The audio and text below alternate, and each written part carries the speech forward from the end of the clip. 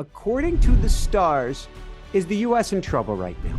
So I can say that the US right now is going through a major squeezing, a major time of pressure, a major time of reckoning to figure out who are we and what structures do we like and what structures do we not like. And so everything's getting tested to its extreme limits. So the way Vedic astrology works is we pull a birth chart. I basically pull a birth chart for the United States when it was born. And I believe. Are you ready to shine?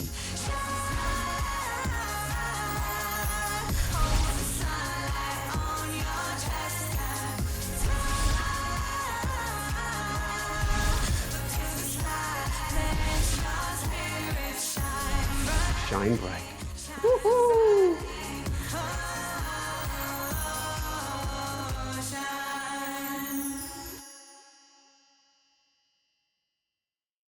Archangel Michael, Archangel Raphael, Archangel Gabriel, Archangel Uriel. Higher self, higher team, all angels, guide, and light. We're here for our highest good and highest good of all. Please help me to help Vish today. Please help us to help humanity today. Please help us to shift consciousness today for our highest good, for the highest good of all, or something even better. Woohoo! Hi, everyone. Welcome back. I'm Michael Sandler, your host on Inspire Nation. If you want to understand what's going on with the world, the U.S., and most importantly, you and your soul path, then do we have the Astrology Decoded Vedic Astrology show for you.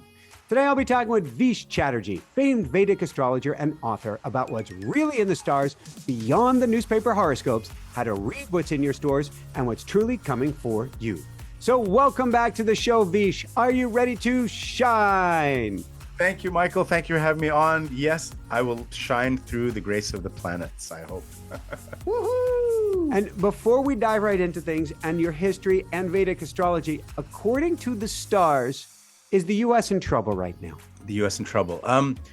So the way Vedic astrology works, before we get into interpretation, we have to know the basic of it, is we pull a birth chart. Everything is dependent on when something was born. So I basically pull a birth chart for the United States when it was born. And I believe the US was born on the 4th of July, 1776, and sometime when the last signature hit the document. So maybe around 6:30 in the evening. So when they got the Latin clock on there, we said, okay, that's the signature. So that's the birth of the nation. The Constitution, or the document was ratified. Based on that birth time, about 3 or 4 years ago, Saturn transited the moon of the US chart. And the moon is the mind, the emotion, the psyche, the psychology of the nation. And Saturn is the planet that gives pain and difficulty and challenge and kind of squeezes the mind. And if you remember that time, that was around late 2020, early 2021, we all had our minds squeezed. To say the least. At least.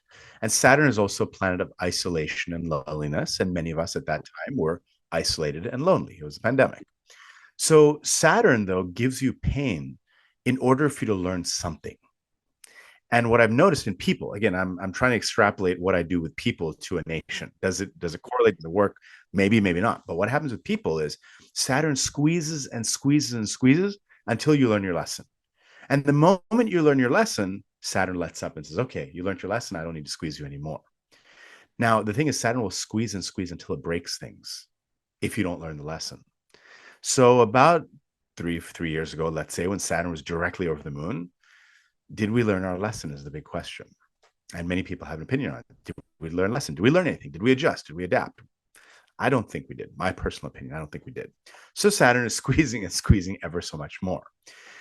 The good news is, just about a month ago, Saturn moved away from the moon into the next location of the sky, the next house. So some of that squeezing pressure is actually relieving now. But if we don't learn our lessons that we need to learn, Saturn's going to keep squeezing. And Saturn is also connected to structures. And so a lot of times in people's lives, things that they depend on, structures they depend on, get torn down as Saturn goes through, again, to help them learn and evolve. So I can say that the US right now is going through a major squeezing, a major time of pressure, a major time of reckoning to figure out who are we and what structures do we like and what structures do we not like. And so everything's getting tested to its extreme limits. And we have to decide whether we are discovering ourselves or not. We have some free will here. As a nation, we have choice and free will. In this squeezing time, are we going to correct to the right place or the wrong place? That's really the question that comes up in a Saturn transiting over the moon. Thank you. And it sounds like we're not just talking about the astrology, and we're extrapolating here, obviously. And thank you for doing so. We're not just talking the astrology or the karma, and I want to get to there, the karma of the states, the karma of the individual.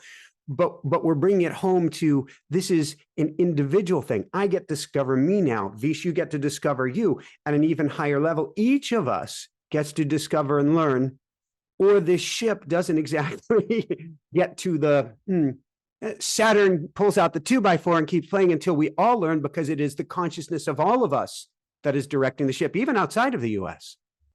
Yeah, and people get very frustrated with politics, but at the end of the day, politics in a Vedic astrology setting is connected to the moon. The moon is a reflection of the light of the sun. Politics is a reflection of the people. It's a reflection of the consciousness of the people. So however you feel about politics is reflecting the nation that you're in. And the US has an outsized role in the world, right? And so even is that the right thing? Is it right for the US to have such an outsized role and have such a remarkable effect on the rest of the world? Saturn is trying to figure that out now for us. Do we want to have an outsized effect, or do we want to sort of fall from that role?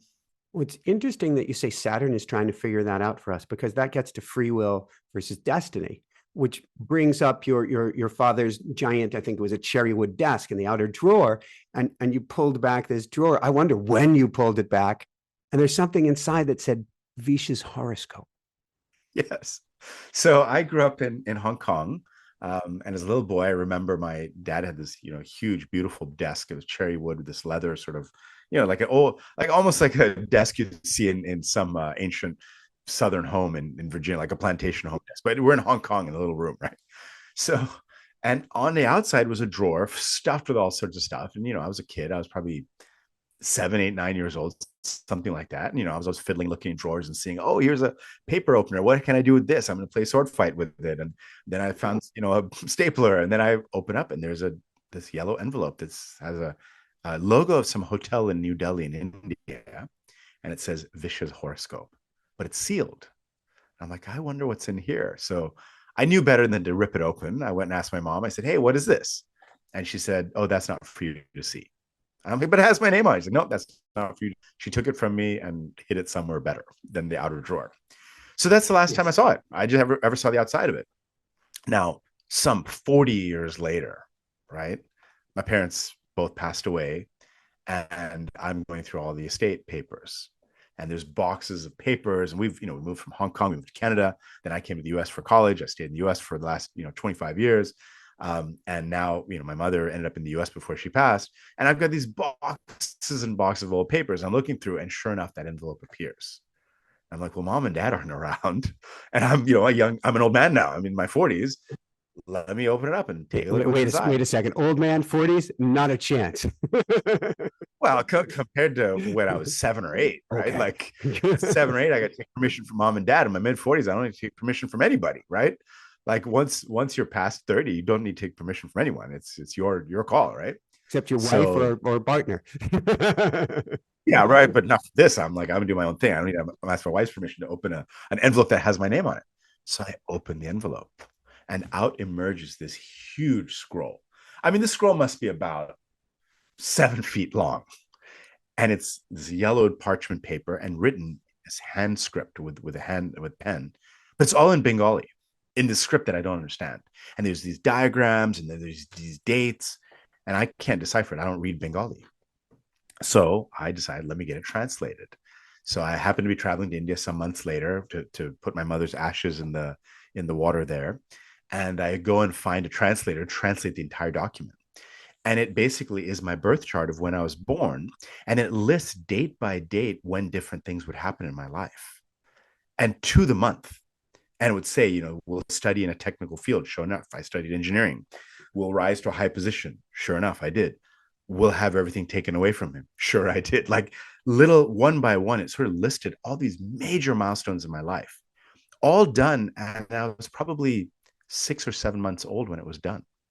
So how did somebody look at the sky when I was born and predict every single thing that was going to happen in my life for the next, 80 years, whatever? I want to know how that works. And going back to free will, I want to know how it must have influenced your parents, or did they have to, collectively take a shampoo and scrub all the information off of them so they wouldn't. I call the universe trickster energy. It gives you what you need on your path, but what it can give you will skew the outcome deliberately. Right. So in Vedic astrology, we have, there's a whole philosophy system, right? A lot of people think astrology is like, oh, it's fortune telling. Let me, look at my chart and tell me what's going to happen, right? It's the fortune telling thing. It can be used that way, and a lot of people use it that way. But really, it's about understanding the karmic currents at play. What are the different energies at play? What are the likelihoods and probabilities of things happening? But you have free will and agency to move through those energies. So in my chart, it was very clear I would be in a technical field, right? So if I started, begging my parents to go down the, arts world, they might have a thing to say. They might say, you know what, you're better suited for a technical career, right? They might advise that. So I think you use it as guidance and advice, but it's not the end all be all. If I was like passionately pushing for a career in theater, well, I had Indian parents, so they'd say no. That's just with Indian parents. You can either be an engineer, a doctor, or a lawyer. You have three choices. Going to the Olympics. Yeah. So, yeah. But I did sort of pursue. I was good in math and I was good in physics, and I decided to go into engineering. And my parents were like, yeah, great, good choice, right? So it's sort of easy. And then of course I went down an engineering path. I was an engineer in the auto industry in Detroit, per the chart, but per also my parents' encouragement.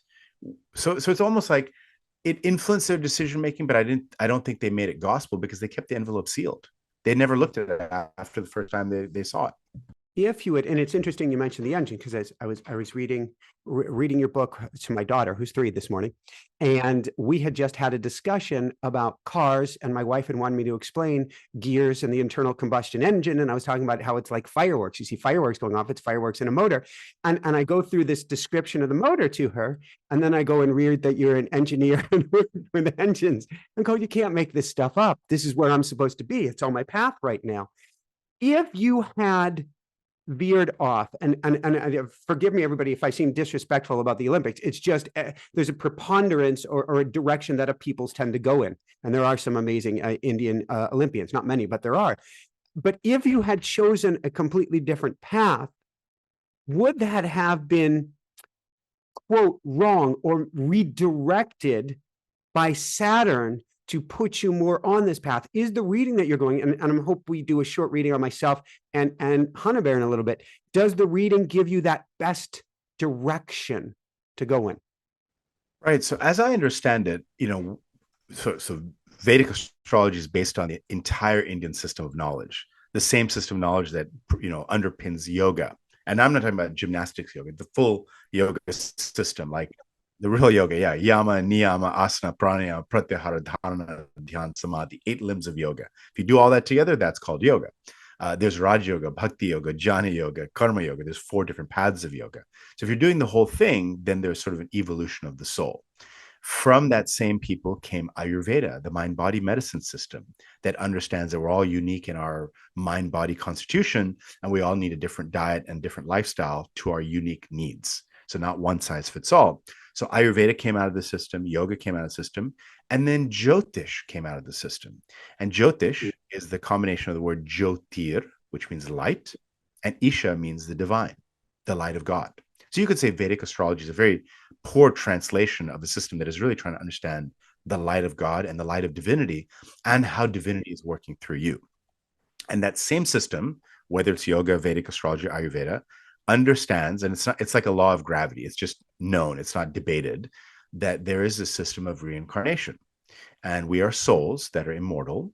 And the soul, based on the Bhagavad Gita, the soul cannot be wet by water, cannot be burned by fire, cannot be cleaved with a sword, cannot be dried by wind. The soul is immortal. And it's almost like the soul is just this pure consciousness that's sitting very bored. It's boring. It's quiet. There's nothingness. And it says, you know what? Meditating off in its cave. Yeah. If there's no cave, there's no concept of it. There's no concept of anything. It's Brahman. It's beyond. And so it gets bored, and so it creates creation. And so we create as a way to have some activation, to experience everything. The soul wants to go through all these experiences. So the soul incarnates into a certain Disneyland, which we call Bhuloka. Bhuloka means the earthly plane. And so you could say you get this admission to Disneyland and you show up as a human being and you get to go on all these rides. And so you go on this ride, you go on that ride, and try to experience all these things. And if you start cutting the line and punching people to get ahead of the line, then it gets noted in some kind of a credit sheet, right? So you punch this person, you move to this line, you jump the queue, you got on this, you abuse the poor guy who's trying to put you into the cart and fasten your seatbelt, you yelled at him. So now you start to have these credits or debits that you have to pay off. And so when the body dies, the soul sort of sheds off one body, takes on another, like a piece of clothing. And that next one, it has to learn through the lessons it didn't learn the last time around. So the soul goes through all these different lifetimes to learn various lessons that it has to learn, first of all, for it to evolve and become more godlike in nature. So at the end of the day, every soul's purpose is to move to a more divine-like, godlike nature. No matter what your circumstances, that's it. But the circumstances are there to sort of wake that up in you. And the circumstances are determined by all the actions you've done every previous life you've ever had. And what an astrologer is doing is pulling up a chart of the heavens at the moment the soul took birth in a human form. And we're saying your soul is reflected in the sky. So if I can pull up the sky when you were born, I'm looking at a reflection of your soul. I'm looking at what your soul is trying to learn this time around. And many of us, like even me included, we don't want to learn our soul lesson. We're like, yeah, I don't want to do that. I'm going to go this different direction. So the soul is trying to learn a lesson down one path, and you're like, I'm just going to veer way off. And the farther you veer off that path, the more misery and suffering and pain you have. And the more Saturn squeezes you to get you to line back up to the path you were supposed to go on. So you could almost say the astrologer is trying to create a syllabus for your soul. This is your soul syllabus. And the more you deviate from it, the more the teacher whacks you. And when you get back on syllabus, the whacking reduces, right? So what I'm doing when I look at a chart is I'm seeing how far did someone deviate from what their soul was trying to do. What is their soul really trying to do? And that's why it's a very collaborative conversation. And of course, your ego can be so strong, it can pull you way off path. That's the agency part, right? But if you align with your own free will, then things get smoother, things get easier, things get happier. Thank you. Does that make sense, that framework, Michael? It does. And I'm excited to dive in. I'm excited to share how other people can dive in and understand. Before we look at myself and daughter then, because I'm interested to see where we are on this. How does this vary, and what does it have to do with 24 degrees between Vedic astrology and what I will call modern astrology? Yeah, so this has been something that I've been intrigued with, because as I've got out and spoken about Vedic astrology, the challenge is always, I use Western astrology, and I'm born in whatever this month, and so this is my sign, right? And people sort of walk around in the Western world saying, this is my sign, and that's my team. And the Westerner is basing their sign on the month they're born. And in that month, the sun, where it was in the sky, what constellation of stars was behind it, is what they're basing that sun sign on. And everybody born anywhere on Earth in a 30-day period has that same sign. However, the calculation is not aligned with the actual sky. And so in the Vedic system, in yoga, in Ayurveda, in Vedic astrology, Jyotish, we're trying to get to the truth. Right? We're like, what is your syllabus? What is the true syllabus? So the first basis has to be, let's use good math. If I look at your birth chart and I look out at the sky, they need to align. What is in the sky needs to align with the chart. It turns out with Western astrology, what's in the chart doesn't align with the actual sky. They're off by about 24 degrees of actual space. So when somebody tells you, so for instance, when you were born, they might have said you are is it a Virgo? Is that what they say? You're a Virgo sun? They say, hey, since you're born in the month of August, you're a Virgo. What does that mean? They're saying that the sun, when they pull a chart, the sun sits in a location that is Virgo, and they call it a sign. Why is it a sign? Because it's not actual. It's a sign. If we correct the math and we talk to an astronomer, a NASA astronomer, or a Vedic astrologer using the same math, if you, at the moment you were born, looked in the sky, behind the sun was actually the constellation of Leo. So that's the first thing. Makes sense. Leo is where the sun was. Is it because I think it was 72 years? When was the system fixed in? Because I guess what modern astrology did is took a snapshot of the stars and based it on that, whereas Vedic is using real time. Does that sound accurate?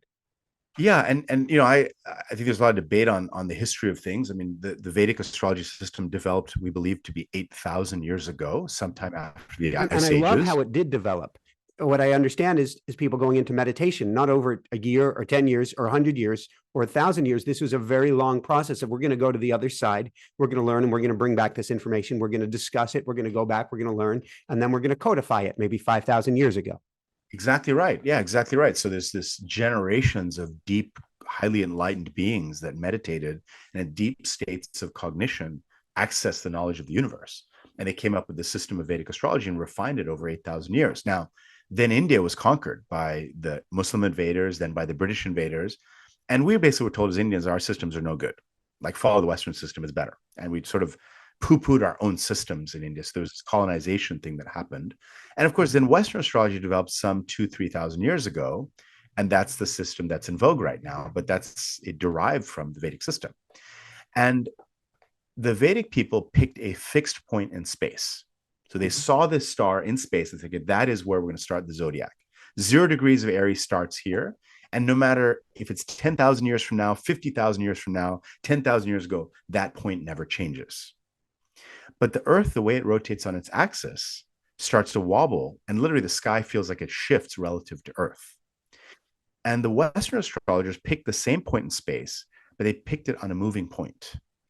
They picked it based on the vernal equinox, wherever the sun rises in the spring. And that point has been shifting every 70 years by 1 degree. And so now it's shifted 24 degrees. We can almost estimate when Western astrology started based on when the zodiacs were aligned. So what does that mean? Now, when you look at a Western chart, it doesn't match the sky, but it's still useful, right? Still, people still go to Western astrologer. They still get a reading. They still get a lot of value. Why is it useful? My theory is that Vedic astrology is to understand you at the truthful, soul, deep, deep level of you. And that's sometimes very uncomfortable for people because they've deviated so far from the soul. They're like, hey, I like the lesson plan I've come up with. I don't want to go back to that original plan, right? And then there's a lot of suffering with it. The Western astrologer helps you understand where you are right now. What did your ego do? Where did your ego take you? Because you could say Western astrology is a seasonal zodiac. It changes with the seasons. It changes with the years. So today, based on what construct you've created, this astrology supports your ego, right? So if you're like, look, I want to know my psychology, I want to know what I've constructed, my ego construct, Western astrology is brilliant at that. If you want to get to the truth of who you are and how far you've deviated, and you want to do the hard work to correct, then Vedic astrology gets you to that sort of corrected place. Thank you. All right. So I'm going to put this in, I guess I'm going to use the terms that came to me. Hit me with it. Oh, Looking your at chart. Yeah. my birth chart, am I off? Am I on? So lessons, whatever, in a fairly summary fashion that can help others. But let's say I'm fearless here and let's dive in. Yeah. So the first thing is we talked about the sun, right? We said, okay, your sun is in Leo. So what does that mean? But the sun is the same for everybody in a 30-day period anywhere on Earth. But we want to get very specific to the moment of your birth. So what a Vedic astrologer does, and some Western astrologers do this as well. If you go to a professional Western astrologer, they'll focus on what's called a rising sign. Rising sign. And in Vedic astrology, we actually call it a rising constellation because it's an actual constellation. In fact, we call it a Rashi, which means a heap of energy. So, what we want to do first is say, when you were born, at the exact moment you were born, at the place on earth you're born, if somebody were to look with their eyes to the eastern horizon, what stars were rising there? So, wherever you're born, so you're in Lynn, Massachusetts, you're born there at the time of your birth, on the day of your birth, eastern horizon, what stars would we see? If you're born 2 hours later, it's a different set of stars. 2 hours earlier, it's a different set of stars.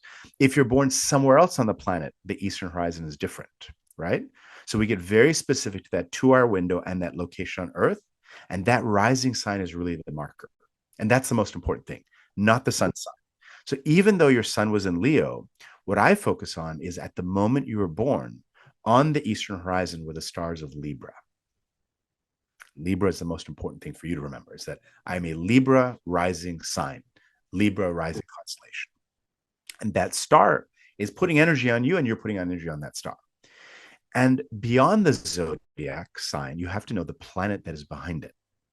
So Libra, as a star constellation, is ruled by Venus. And so you've read my book, Astrology Decoded. Every sign is an expression of the planets. So don't look at a sign in absence of the planet. If you think, oh, Leo, well, Leo's ruler is the sun. Leo is an expression of the sun's energy. You have to know what the sun is to understand Leo. So you're born with Libra on the eastern horizon. It's a Venus energy.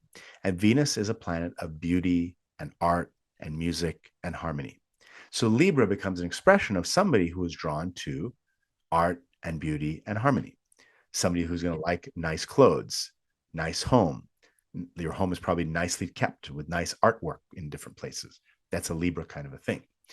And because Venus is the ruler, Venus in your chart goes into the 12th location of the sky. So if the eastern horizon is the first house, we kind of go around clockwise. The whole sky becomes divided into these 12 zodiac signs.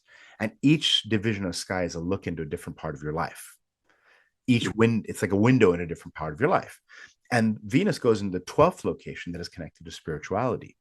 So your whole life, you'll be very drawn to spiritual things. You'll be drawn to things that are sort of not, more like, how do I liberate myself? How do I be free of suffering? How do I find ways to commune with the divine? In fact, a Libra rising person is going to be very drawn to devotional practices. There'll be somebody who prays. In fact, before we started, you did a prayer. So that's the Libra energy. And Libra also tends to be concerned about how they dress and how they look, dress for success. And right when we met, I saw the yellow glasses. I saw you wearing yellow glasses, right?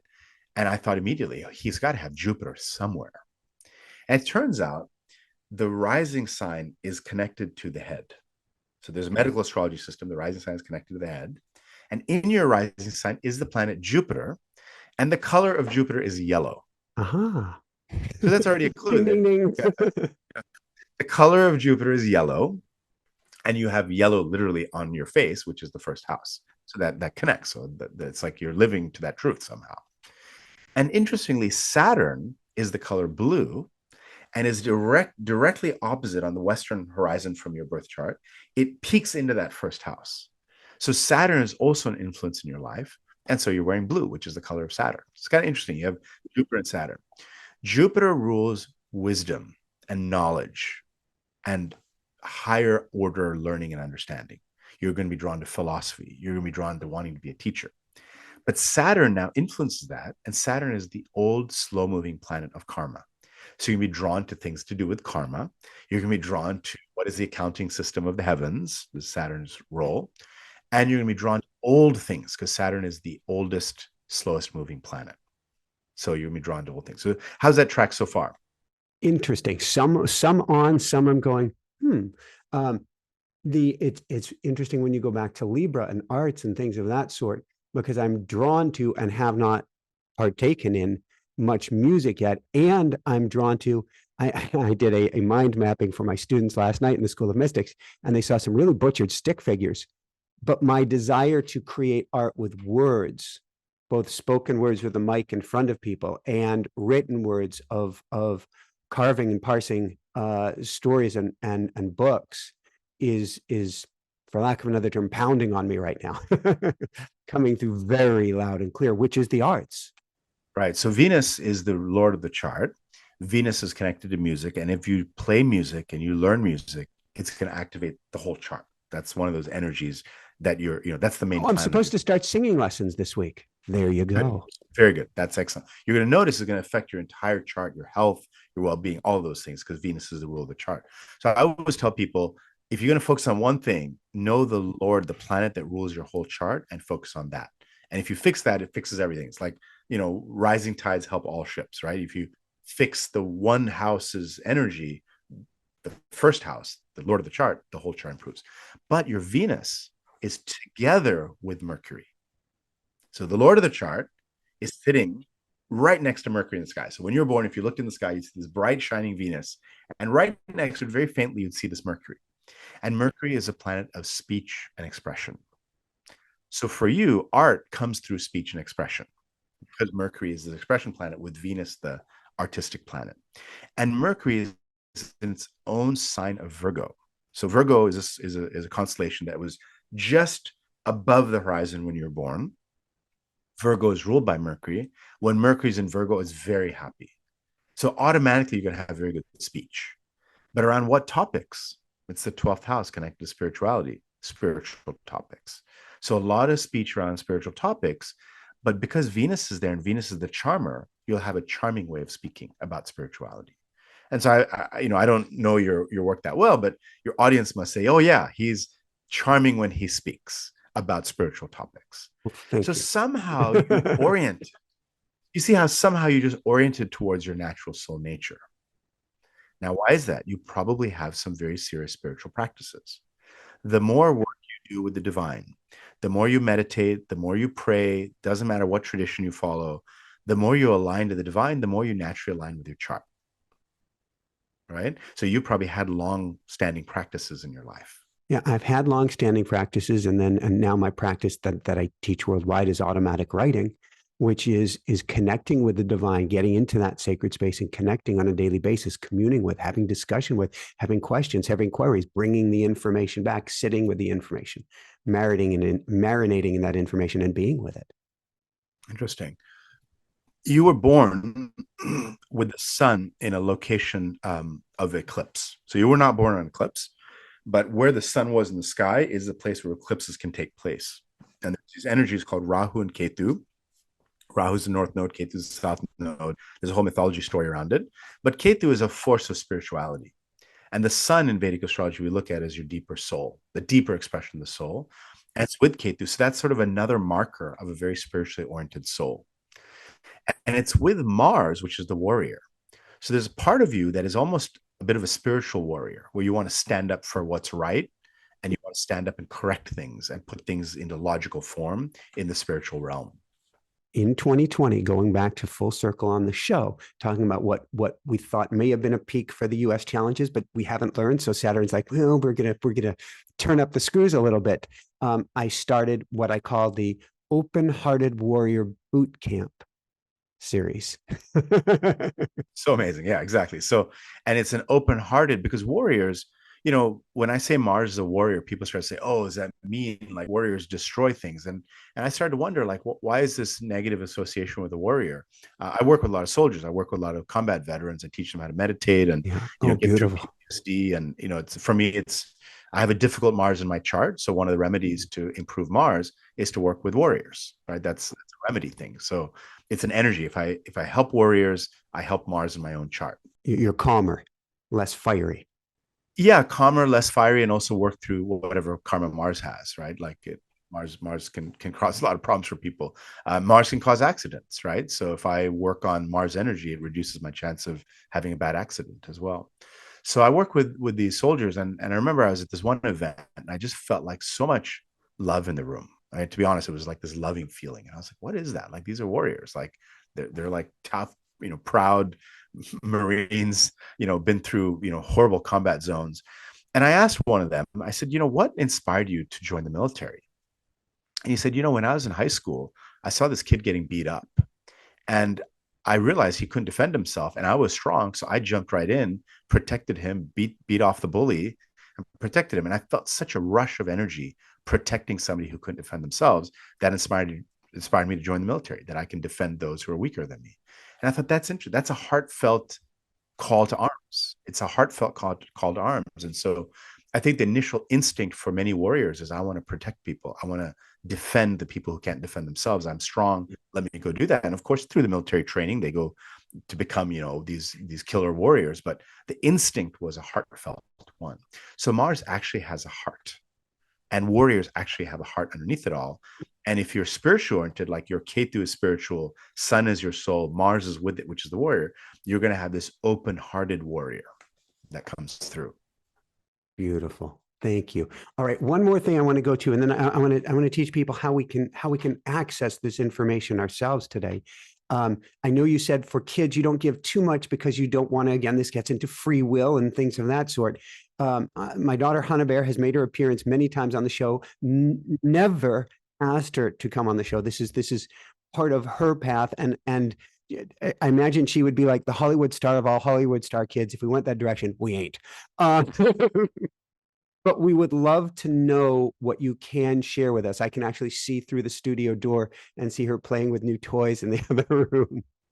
Yeah, so she's only 3, but the rising sign. So when she was born at that location on the eastern horizon for that specific window of time in that location, the rising sign was Scorpio. And you could, that's what you would see. So if you stepped out of the hospital and looked, you'd see Scorpio. And Scorpio is ruled by Mars. So there's a warrior there. Oh, There's a yes. little warrior fighting. And Scorpio, though, is the hidden side. So Mars has 2 signs. It has Aries, which is the warrior coming at you with swords blaring and on the horseback riding to attack you. Scorpio version of Mars is the hidden warrior, surprise attack, the spy, the one who's behind the scenes. So Scorpio people tend to be a little bit more secretive. They hold secrets. They can be very intense. But they can also fight for things in a more quiet way. They'll get what they want, but they'll do it more through behind the scenes. So I would say raising somebody who's a Scorpio rising, she will keep secrets as she gets older. And so you have to be very aware that some things you need to know about and you need to understand, but some things you just have to let her because that's her nature. She's going to keep secrets. And those secret keeping can serve her in life someday, right? Diving into what we're diving now is the secrets, right? The secrets of the universe.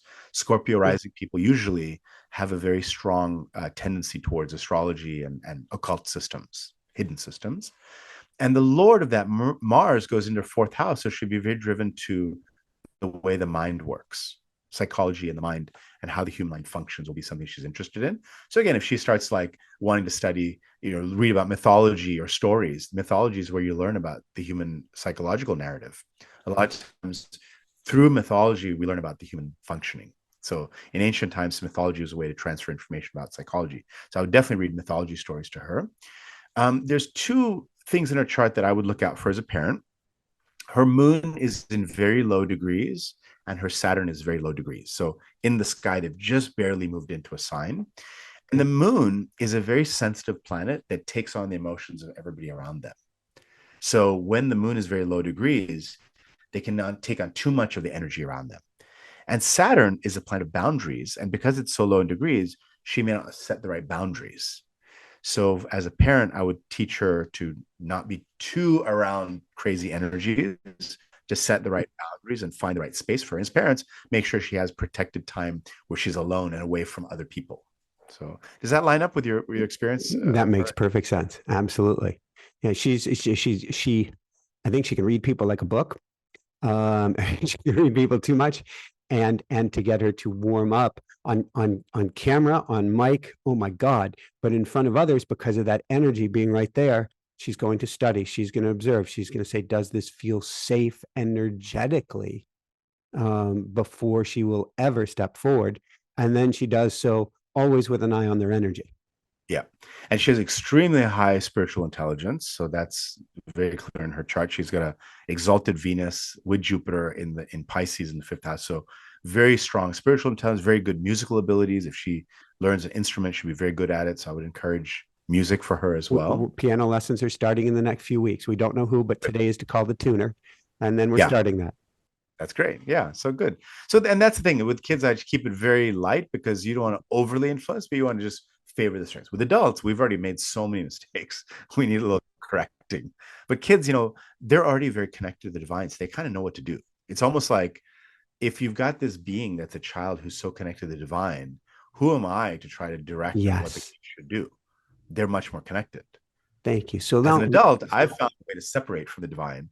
And so I need a recorrection to reconnect to the divine, right? So let's talk about that. Let's spend the rest of this time talking about that, particularly because you said, if I have this right, you said that people, maybe yourself included, maybe myself included, we tend to not want to hear the Vedic astrology. We want to hear the Western astrology because the ego is so involved. And I guess the ego is in bed with the idea of this is who I am, where Vedic astrology is like, no, here's the truth of who you are. So how do we do, I'm going to pull an Archangel Michael, how do we pull out the sword to cut through the obscurations to start to understand, play with Vedic astrology at home and understand who we truly are if we're brave enough to do so?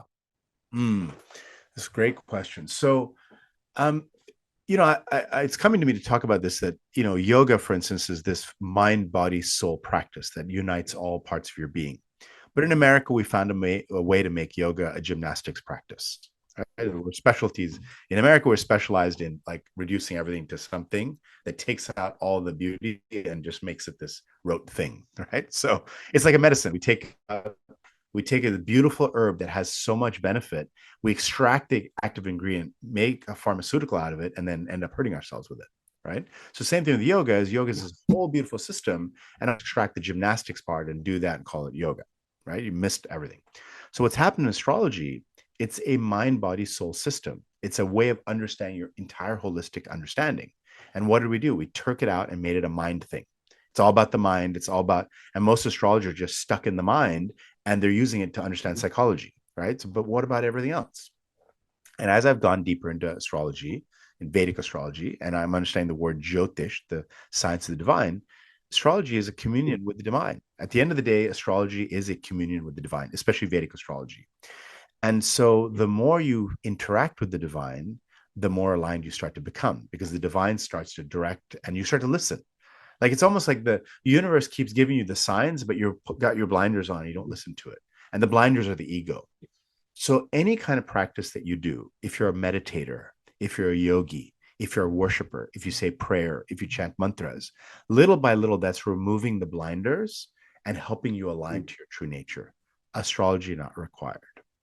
If you want to boost, you say, hey, like a blinders is so deeply on, then come to an astrologer and they'll boost it because they'll get the blinders off and show you the truth.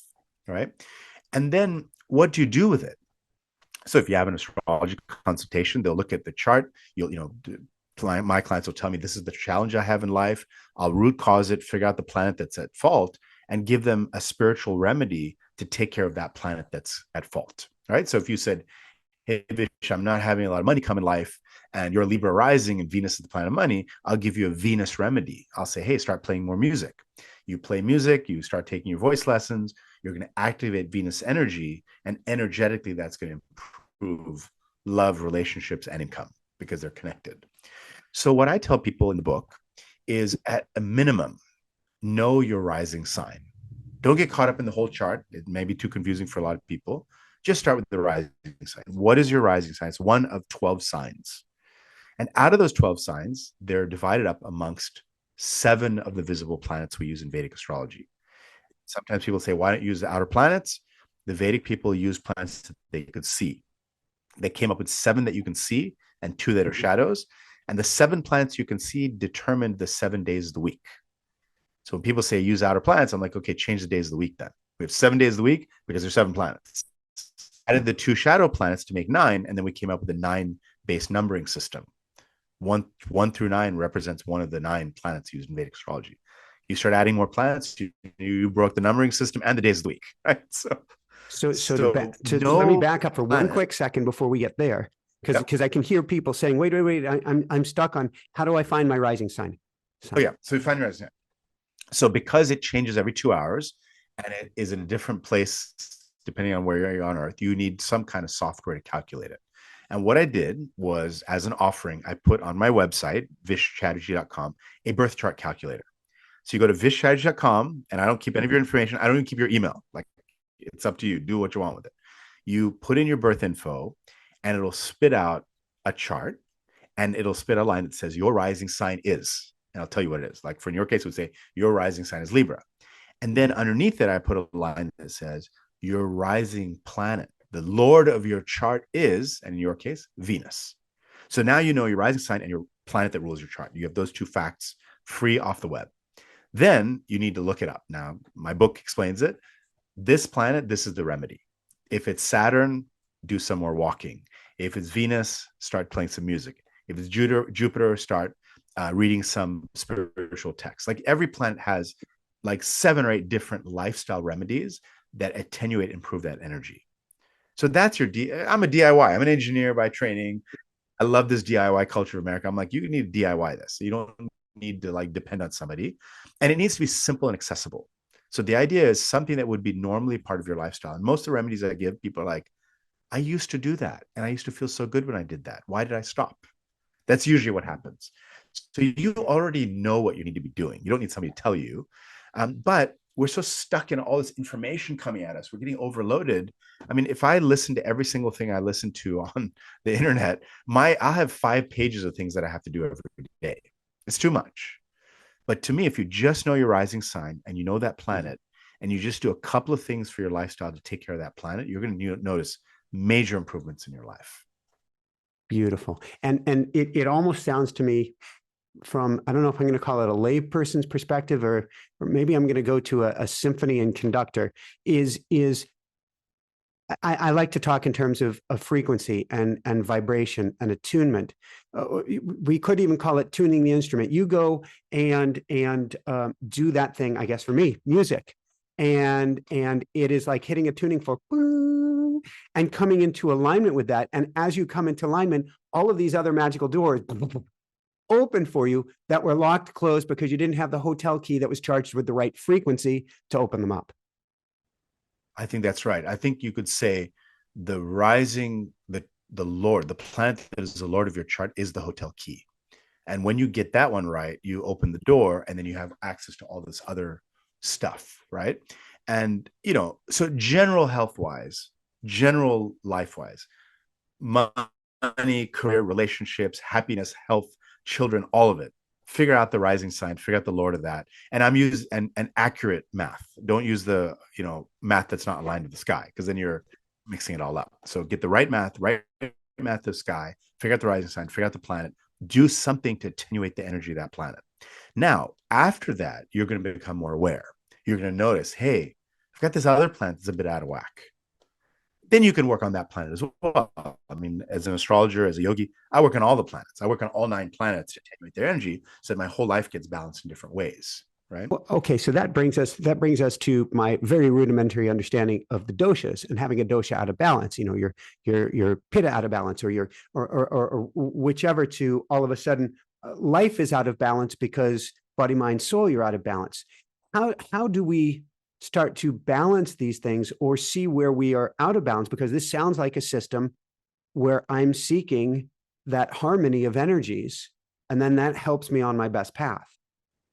Yeah, so doshas come from the Ayurveda system, and they're basically these 3, they're called Vata, Pitta, and Kapha. And in a simple way, Vata is airy, so a lot of air element, a lot of thinking, a lot of creativity. Pitta is fire element, a lot of action, a lot of activation, a lot of warrior. And Kapha is kind of earthy, a lot of sort of sometimes stuck, stagnant energy, but also very calm and very grounded energy. And so, it's good to have some fire. It's good to have some earth. It's good to have some wind. These are all in balance. But when they get out of balance, they create problems. Too much wind and you're blowing all over the place. Too much fire, you're burning everything down. Too much earth and you're not moving, right? That's what happens in Ayurveda. So an Ayurvedic doctor or an Ayurvedic counselor looks to see what is the proportion of these earthy, fiery, windy in you, and is anyone getting out of balance? Because if it gets too out of whack, you start to have disease. And so they'll work on reducing that particular element to balance you better. So my first book, I covered Ayurveda and yoga, the business casual yogi. And in that first book, there's a quiz, and you can take the quiz and learn, are you fiery, airy, windy? And then what should you do with your lifestyle to balance that? What's beautiful out of astrology is it gives another level of fidelity, right? So you have fiery, but is it a Mars fiery or a sun fiery? You have watery, but is it a moon water or a Venus water, right? So we can kind of look at it different ways that way. And so just like in Ayurveda, you're balancing too much of one element. In astrology, you're balancing too much of one planet's energy or too little one's energy. Somebody says, look, I have an idea, but I just can't make it happen. I can't manifest it. Well, that's a sun problem. There's some issue with the sun. We need to increase the sun energy. And of course, the 7 days of the week are aligned with the planets. Sunday is the sun's day. Somebody that's having a problem with the sun should do some remedy on Sunday, right? So if somebody has a problem with discipline, that's Saturn, and that's Saturday. And Saturn likes walking. So going on long walks on a Saturday is a remedy for a difficult Saturn. Doing religious worship on a Sunday is a remedy for the sun. Most religions worship on Sunday. They understood that. The Jewish faith, the Sabbath is on the Saturday because Saturday is a planet that wants to take it slow. Saturday is the day to take things slow. So all these days of the week line up somehow in modern culture as well, in ancient religion. They all line up, but the root comes from astrology, I would say. Thank you. Let's talk real briefly before we wind things down here. Karma. There's a lot of talk about karma recently. In fact, when I look at the U.S. and I do my own layperson, don't look at a date astrology. I just look at this as a person and go, holy crap. There's a lot you get to work on right now. What is the role that karma is playing individually and collectively in our lives? How can we use Vedic astrology to get at what gets to be cleared? Isn't the word I like to use. To learn that lesson so we can move on. How can we make it so Saturn treats us more gently through this process? Yeah. So, a Vedic astrologer is basically a karma manager, you could say. So we're going to say, okay, what are the energies? Well, the planets are basically agents of karma. So we all come with certain karmas, and the word kar in Sanskrit means to do, to act. So karma is a result of actions. When they say what goes around comes around, it means that whatever you do, at some point you have to pay that back. It comes to you. You do a good deed, you'll have a good deed come to you. You do a bad deed, you'll have a bad deed come to you. You harm somebody, some harm is going to come to you. It's just a very basic accounting law of the universe. So whatever is happening in your life is a result of past actions that you've taken. That's a very hard concept for people to understand. Everything that happens in your life Yeah. is a result of a past action you have taken.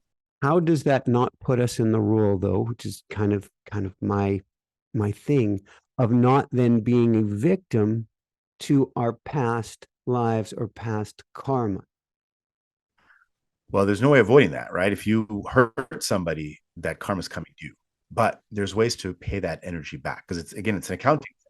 So you go to a restaurant, I talked about this in the book. You go to a restaurant, you have a meal, and it's a delicious meal, and you leave without paying. You owe something. And what do you owe? Well, the restaurant owner had to pay rent to the landlord. The landlord is earning their income from that restaurant. The restaurant has to pay taxes to the government, which funds the roads and all those things. The server, the bus person, the dishwasher, the supplier of ingredients, all those people have to get compensated for their work. When you eat that meal, the bill that you're supposed to pay is to compensate all those people. But you decide to leave without paying it. So now that comes due. Does that mean you need to go wash dishes? Does that mean you get arrested and get thrown in jail? Does that mean you just pay it off with your credit card? Do you pay it with a check? Do you pay with cash? There's different ways to pay. If you don't do anything, then you're going to be paying the most miserable way. If you decide, hey, I'm going to write a check, it's a little bit less painful. If you pay cash, less painful, right? So you have ways to pay back things. So whatever you've done in past lives, the astrologer can see and say, you know what, this is out of whack. So I have some challenge with Mars. There's some debt that I have to pay to do with Mars. By volunteering and doing work with soldiers, I'm paying off that debt in a calmer way than the accident or the warrior that was going to attack me. So think about, yes, in a way, you are a victim, as you said the word victim. I'm a victim of everything I did before, but I have agency to do something about it now. Maybe I donate to a charity. So let's say I was somebody who abused children in a previous life, and this lifetime I'm having challenges with children. Donate to a children's charity. One way to fix the karma. Usually when you look in a chart, you can see this is the philanthropy strategy you should have based on your past life. You disrespected teachers in a past life. Mm-hmm. This lifetime, donate to schools, right? You flipped off the priest 5 lifetimes ago. Okay, this time give a little bit more tithing to the church. So you can balance in different ways. And that's why there's a lot of actions you can take as an individual. And a lot of times you just naturally drawn to this. Like in your chart, for instance, very good charities for you to donate to are schools and learning institutions, right? So that'll improve that Mercury energy. But you already have a great Mercury energy, so you don't necessarily need to. But if you had a challenge with Mercury, that would be one thing you could do is donate to educational institutions, donate books to the school, right? Easy remedy. Is there anything else about, as we leave here today, daily practice, maybe something that we get to do that it's going to help us on our journey? It can come from that Vedic astrology knowledge or from all of the knowledge that you have of these various systems. One thing that would help us on a daily basis. Yeah. So one of the fundamental tenets within the yoga system, yamas and niyamas, is this idea of Ishwar Pranidhan, which means a surrender to a higher power. So some way as human beings, we have to surrender to a higher power. And that higher power can be science for some people, can be a religion for some people, can be spirituality, can be, spirit guides. It can be something bigger. It can be nature. And in Vedic astrology and in yoga, we have a thing called sadhana. Sadhana means your daily ritual and practice to connect to the divine. So what I advise people is to carve out 5 minutes in their morning. 5 minutes. Get up 5 minutes earlier, find 5 minutes somehow, cut your coffee time down by 5 minutes, whatever. Find 5 minutes and use those 5 minutes to connect to that higher power, whatever it is in your mind. If you are a religious person, spend that time in prayer. If you're a spiritual person, spend that time chanting mantras or doing meditation. If you're a nature person, go outside and stare at a tree or stare at the sky. Do something that activates your connection to the divine on a daily basis for 5 minutes. That's a start. And if you do that practice, after a couple of weeks of doing it, you'll start to notice divinity, the divine, the higher power, showing up in very random ways throughout the day. And if you're tuned in, you'll know, oh, it's working. My 5 minutes every morning, connecting to that source is starting to show up throughout the day, and it'll start to give you guidance of what you need to do next. And so you might start with 5 minutes. I'll warn you, once you start 5 minutes, it may turn over time into something much deeper, much more rich. But that 5 minutes is where it all starts, I believe. I love it. And let the whispers begin, because the universe will start whispering to you, or you will actually start hearing once and for all the whispers that have always been there. Yeah. And sometimes it shows up in a very mundane way. So don't discount the mundaneness of it. It is a divinity working, but it shows up in a very innocent way a lot of times at the beginning. You might actually see a stop sign, stop here. Yes, something like that. Yeah.